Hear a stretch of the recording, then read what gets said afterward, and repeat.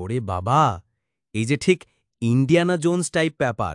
এত সবুজের মাঝে হঠাৎ এই গুহার মুখটা দেখেই শরীর কেমন কাঁপছে। ভেতরে কি আছে? ধনরত্ন, বাদুর, নাকি প্রাচীন কোনো গল্প? আজ সব খুঁজে বের করব। উফ, গরম আর ঠান্ডা একসাথে লাগছে এখানে। দেয়ালের এই চকচকে অংশগুলো যেন সোনালি আঁচল পড়া।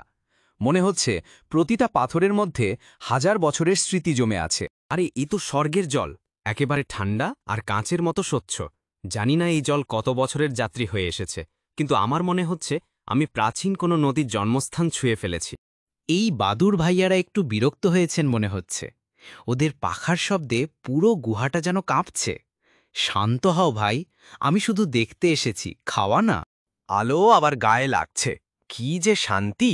আজ বুঝলাম প্রতিটা অন্ধকারের শেষে একটা না একটা আলো থাকে। এবার সেই আলোকে ধরে আবার নতুন অ্যাডভেঞ্চারের পথে।